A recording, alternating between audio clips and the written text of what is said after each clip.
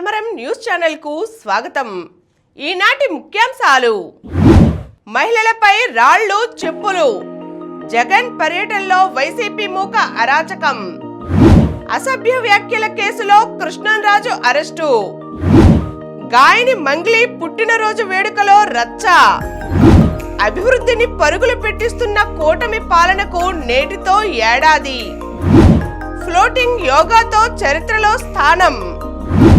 ఈ నెల 3న ఎంజీ రోడ్డులో జరిగిన రోడ్డు ప్రమాదంలో ఫాస్ట్ ట్రాక్ తో పట్టుకున్నారు. నేటి నుంచి మోగనున్న బడిగంటలు, లిచి పండ్లలో ఔషధ గుణాలు పుష్కలం. ఈరోజు వార్తలను చూద్దాం. మహిళలపై రాళ్లు చెప్పులు. శాంతియుత నిరసన చేపట్టిన మహిళలపై వైసీపీ కార్యకర్తలు అరాచకవాదులుగా విరుచుకుపడ్డారు. రాళ్ల వర్షం కురిపించారు. మహిళలనే కనీస జ్ఞానం లేకుండా చెప్పులు విసిరారు. బూతులు దుర్భాషలతో రెచ్చిపోయారు. ఈ దాడుల్లో పలువురు మహిళలకు తీవ్ర గాయాలు అయ్యాయి. కానిస్టేబుల్ తలకు బలమైన గాయం జరిగింది. వైసీపీ అల్లరి మూక విసిరిన చెప్పులు డీఎస్పీ పైన పడ్డాయి. దీంతో ప్రకాశం జిల్లా పొదిల్లో బుధవారం జరిగిన జగన్ పర్యటన వైసీపీ అరాచక శక్తుల దాడితో రణరంగం అయింది.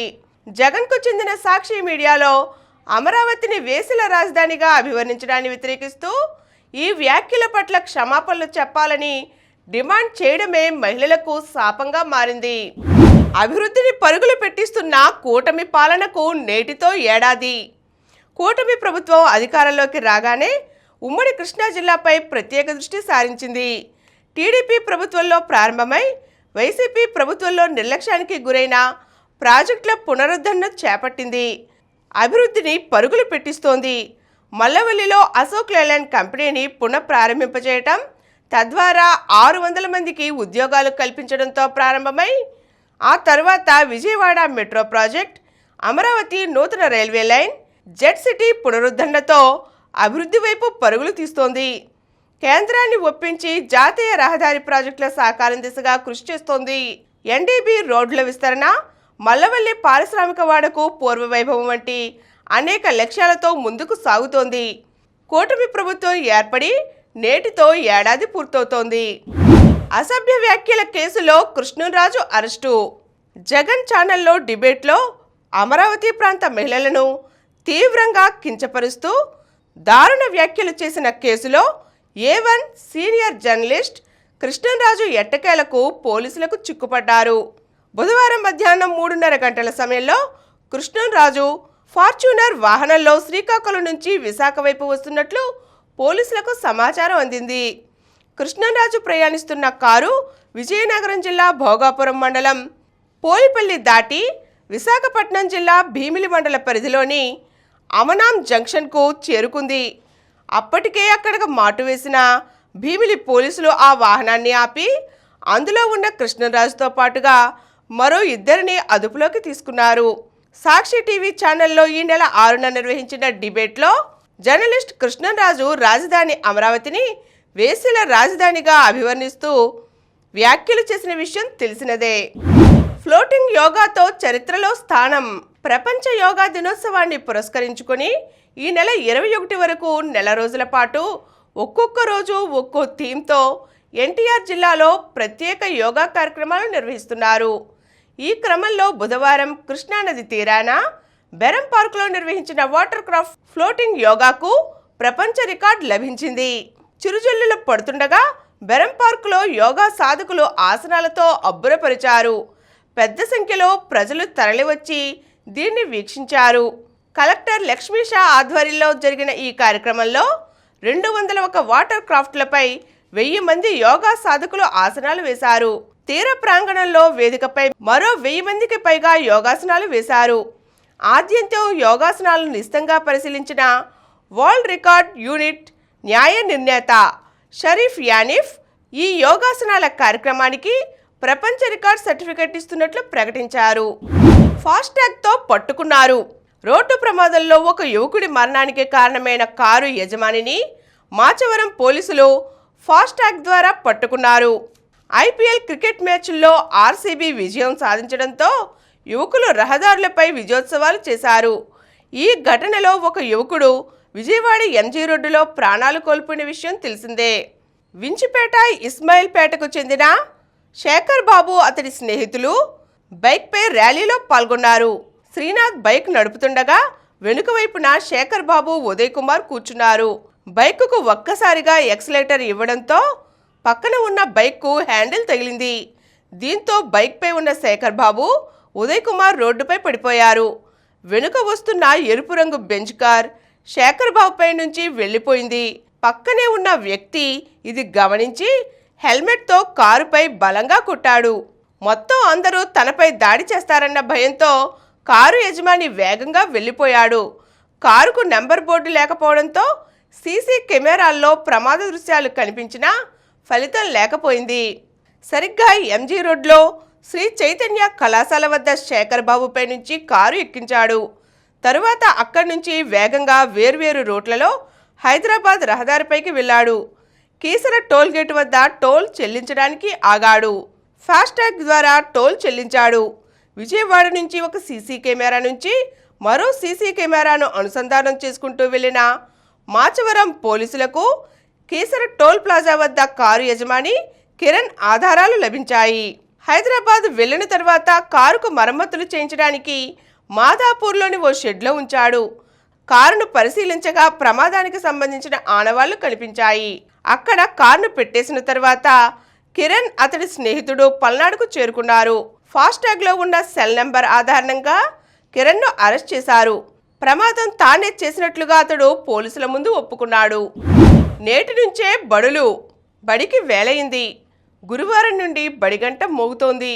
2025-26 విద్యా సంవత్సరానికి సంబంధించి పాఠశాల విద్యాశాఖ అన్ని ఏర్పాట్లు చేసింది. ప్రభుత్వ పాఠశాలల్లో చదువుతున్న సుమారు 35 లక్షల మంది విద్యార్థులకు నేటి నుంచే విద్యార్థి మిత్ర కిట్ల పంపిణీని ప్రభుత్వం ప్రారంభించనుంది. కిట్లో బ్యాగు, యూనిఫామ్, బూట్లు, సాక్సులు, పాఠ్యపుస్తకాలు, నోట్ పుస్తకాలు, బెల్ట్, డిక్షనరీ ఉంటాయి.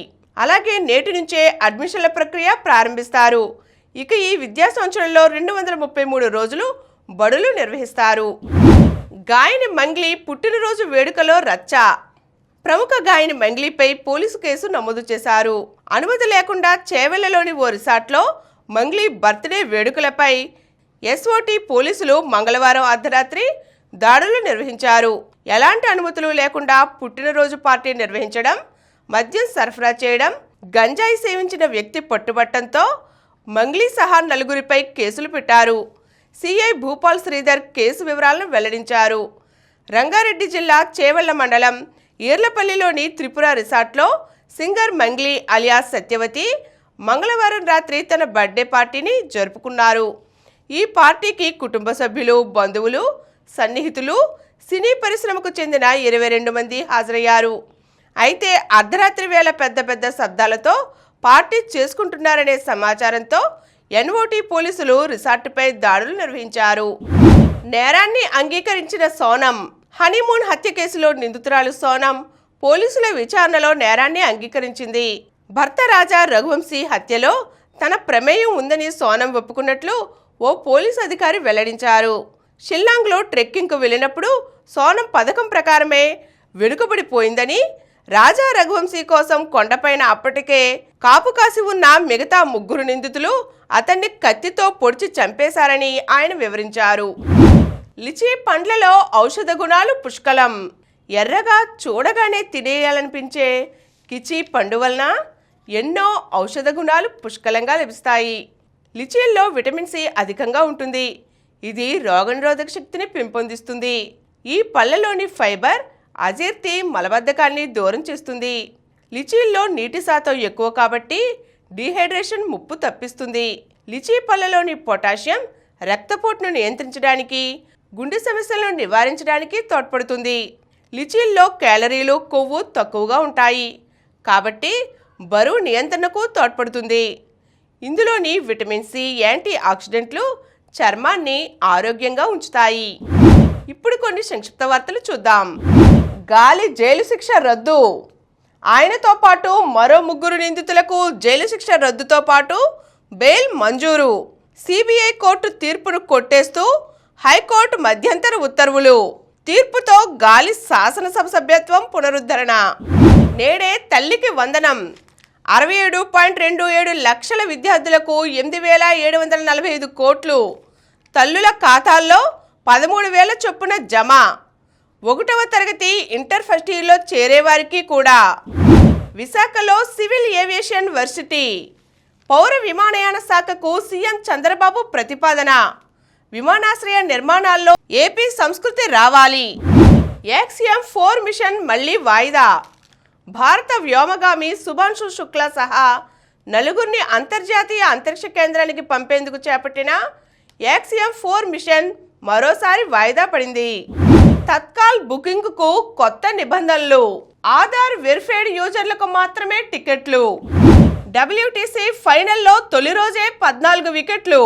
పేసర్ల ఆధిపత్యం సాగిన వరల్డ్ టెస్ట్ ఛాంపియన్షిప్ ఫైనల్లో తొలి రోజే 14 వికెట్లు నేలకూలాయి.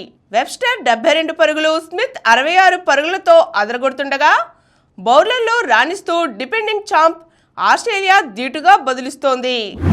మరిన్ని వార్తా విశేషాలతో రేపటి సమరం న్యూస్లో తిరిగి కలుద్దాం. Thank you. ప్రతిరోజు వార్తా విశేషాల కోసం అనతి కాలంలోనే 20 కోట్లకు పైగా వ్యూస్ సాధించిన సమరం ఛానల్ సమర్పించు సమరం న్యూస్ ఛానల్కు సబ్స్క్రైబ్ చేయండి, లైక్ చేయండి, మీ ఫ్రెండ్స్కి షేర్ చేయండి. అలాగే ప్రక్కనున్న గంట సింబల్ని ప్రెస్ చేయడం మర్చిపోకండి.